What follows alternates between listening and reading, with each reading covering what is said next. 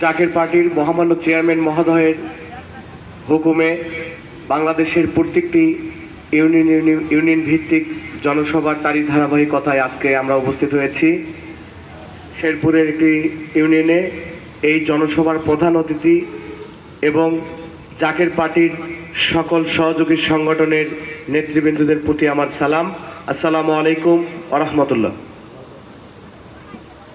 আসলে আমরা তো অনেক সময় যাবতে এখানে বসা আছি, তো অনেক বক্তাদের কথা শুনলাম, সবার কথাই ভালো লেগেছে।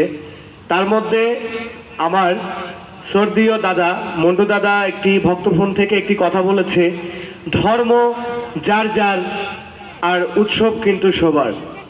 আমি এটাই ক্লিয়ার করে বলতে চাই যে আপনি যেই ধর্মেরই হন না কেন, বর্তমান বাংলাদেশের প্রেক্ষাপট অনুযায়ী আমাদের নিরাপত্তা নাই, আমাদের জানেরও নিরাপত্তা নাই, মানেরও কোনো নিরাপত্তা নাই। তাই আমি বলবো, ধর্ম আপনি যেই ধর্মেরই হন না কেন, একমাত্র বাংলাদেশে শান্তি প্রতিষ্ঠা করতে পারবে জাকের পার্টি। এখানে আমাদের কোনো সন্দেহ নাই। আপনাদের কি কোনো সন্দেহ আছে?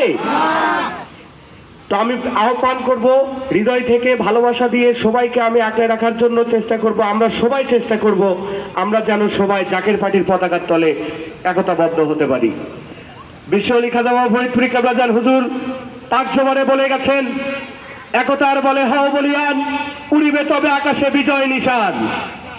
আমার আপনার একতাতে ইনশাআল্লাহ জাকের পার্টির কালেমার পতাকা আগামীতে বাংলাদেশে উড়বে।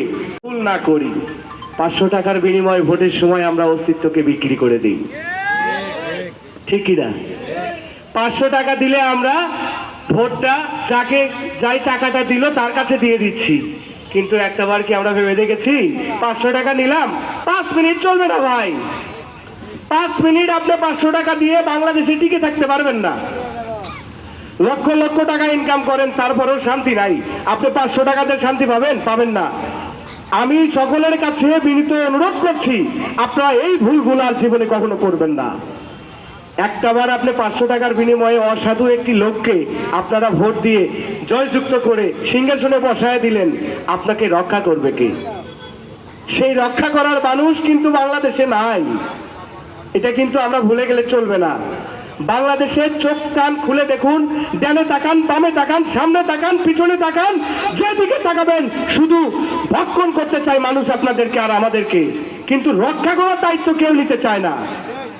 আপনার আমার রক্ষা করার জানমালের সেই খাদেম, সেই মেহনতি মানুষের একমাত্র নেতা, আদর্শ কেন্দ্রিক নেতা বাংলার জমিনে আলহাজ খাজা মোস্তফা আমির ফয়সাল মোজাদ্দেদি সাহেব, জাকের পার্টির চেয়ারম্যান মহোদয়। তাই আমি বলবো যে আমার ফয়সাল স্যারের হাতকে আরো শক্তিশালী করার জন্য এই শেরপুরবাসীর কাছে আমি অনুরোধ করব, আপনারা সবাই জাকের পার্টির পতাকার তলে আসুন। মসজিদ থেকে মক্তব, মক্তব থেকে মন্দির, কোথাও নাই আজ শান্তির কোনো শব্দ। যেদিকে হামলা, সবকিছুতেই যেন বাংলাদেশটা একটা নোংরা পরিবেশ তৈরি হয়ে গেছে। যদি আমরা ক্ষমতা কেন্দ্রিক দল হইতাম, আরো অনেক আগেই রাষ্ট্র ক্ষমতায় আসছিল।